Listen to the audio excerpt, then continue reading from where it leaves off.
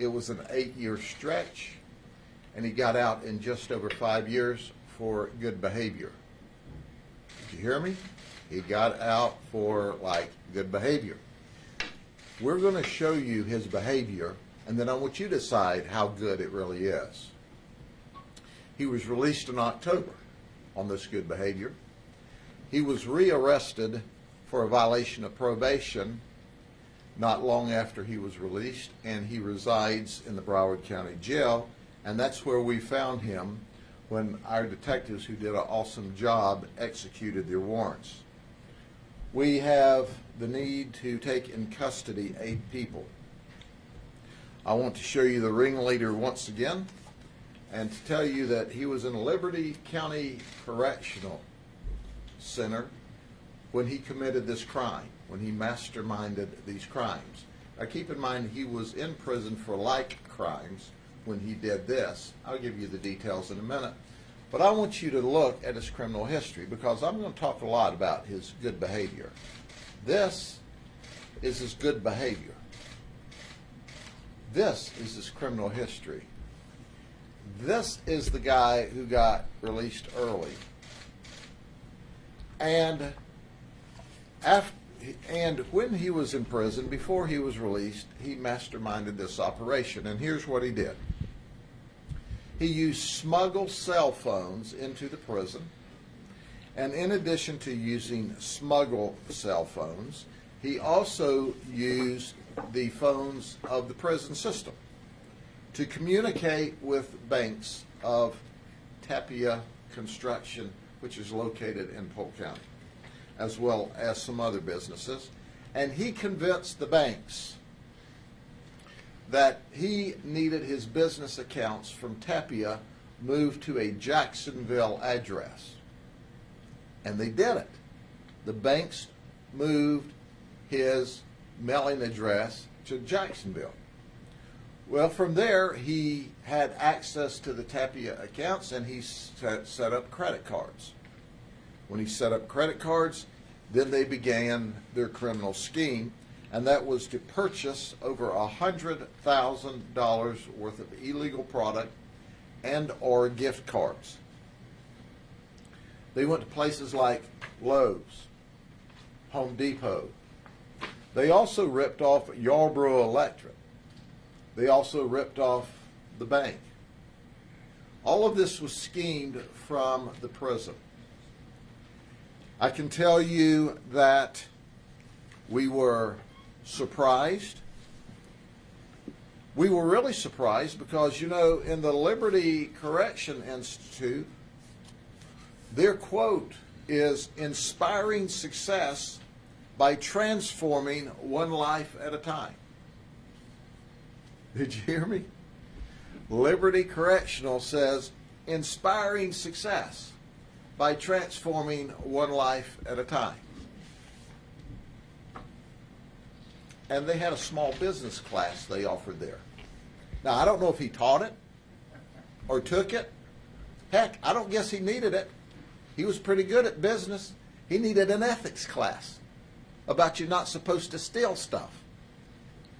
He needed a class on how to follow the law. But heck, after all, when you've amassed 102 felony charges and you're released for good behavior, what's to be concerned with? These are his friends. The one lady there who's still at large, Bobby Staley, is his daughter. She has no criminal history.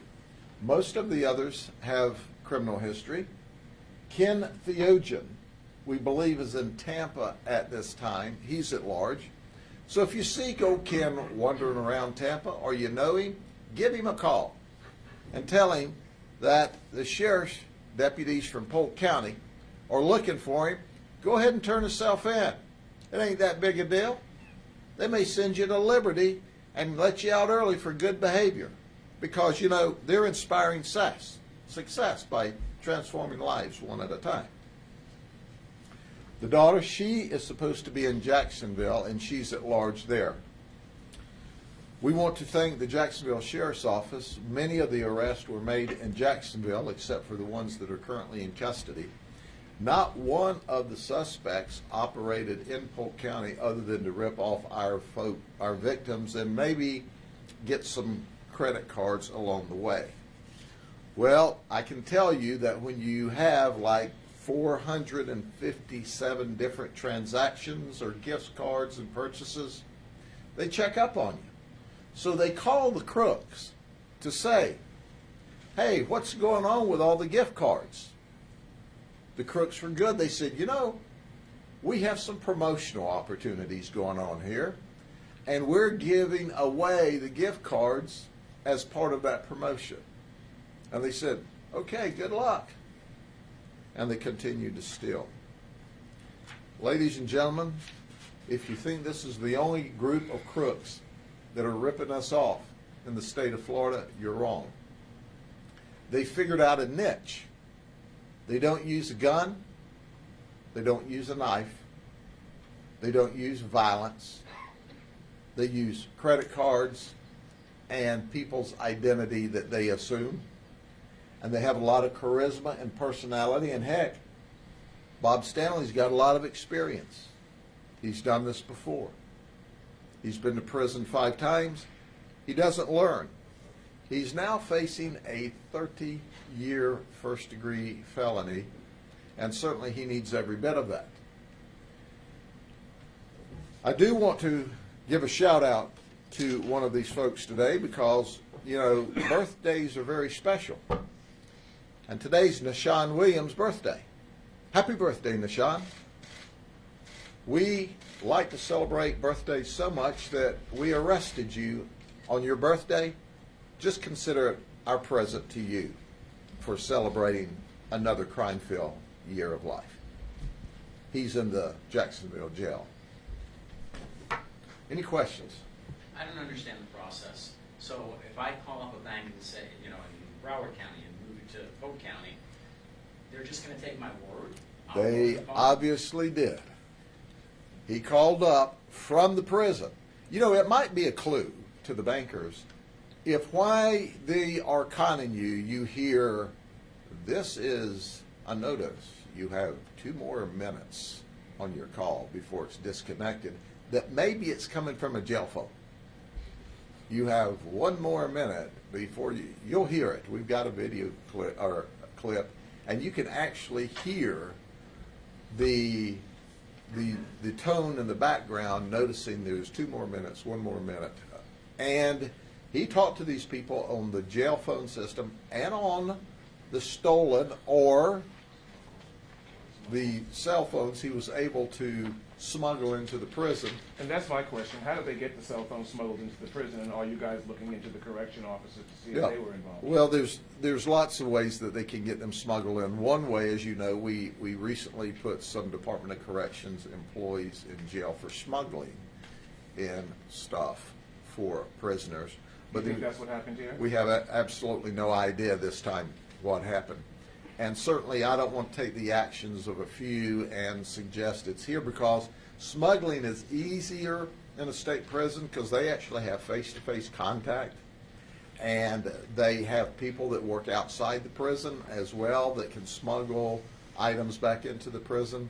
There's any one of a number of ways that can occur, but certainly good sound management and oversight reduces the probabilities. But this dude here, with his experience, was able to sit in a prison and run a multi-thousand-dollar racketeering business successfully with his 7 compadres on the outside. Is there any accountability for a prison like this?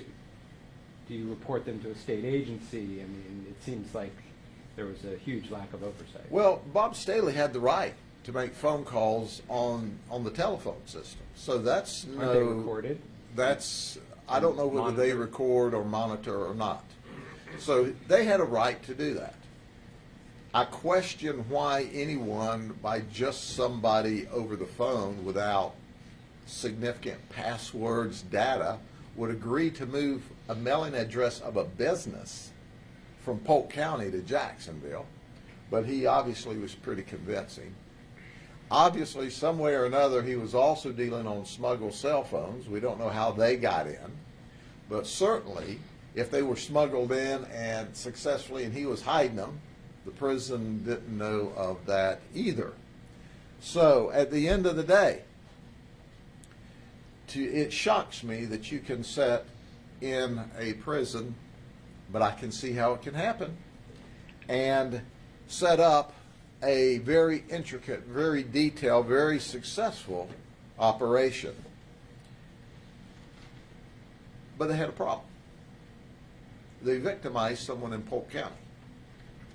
And our detectives are simply the very best. And we're proactive, and we operate with a sense of urgency, and we were on them just like prison stripes on a criminal. Oh, they are criminals. And now all but 2 of them are locked up, and we're looking forward to the other 2 going to jail shortly. And go ahead and turn yourself in. We know that you don't like to work, and it'd be a lot of work to run. And you can run, but you can't hide. We'll find you. Just go ahead and turn yourself in. And if you stay long enough, heck, I may even wish you happy birthday on your birthday too. Any other questions? Even if they change the address, if they change the paperwork, I still don't understand how, Mr. Staley or Joe Schmo can get access to that money. You don't need ID or... When they change the mailing address and they assume the identification of them, then it's just transactions. And that's what they did. Once they got the transaction data moved to Jacksonville, then they were in charge of it. And the companies didn't figure that out. They did That's figure a it lot out. of They money started to seeing, lose. they lost the money in a short period of time, so they pretty quickly noticed. One company, Tapia, I think, lost $47,000, and I think the bank lost $47,000, and Yarborough Electric lost $10,000. So it was a little over $100,000. But they figured out pretty quickly that they were a victim. But they operate quickly, so it occurs between billing cycles, and so they've got essentially 30 days to operate before the bill doesn't come in, or all of a sudden the bill's jacked up. And they saw where they were spending an inordinate amount of money at Lowe's and Home Depot, and Tapia said, we're not purchasing that much property to build our homes and our construction, so what's up? And that's when it all unfolded on them. If I'm reading this correctly, it says that the sheriff's office became aware of this on November of 2017. Yes. So why did it take a year, 2 years? Anytime you're dealing with investigations, dealing with paperwork, you've got to go issue subpoenas. Banks have got to respond to you, and banks don't get in a hurry because that's not their main business. It is a protracted event. And then when it's something this massive, we had to, and thank goodness for the statewide prosecutor, because we've got to get a prosecutor to prosecute this, because it spans the state of Florida. So you've got to first go to all these different entities, you've got to issue all these subpoenas, you've got to gather all this data, then you've got to get with the prosecutors. It's a monumental undertaking to prosecute these kinds of cases. I just want to break it down to make sure I'm not getting it wrong. So basically they were stealing money from these accounts, using that money to buy the 500 and some gift cards. Yes. Thank You got it. Perfect. Any other questions?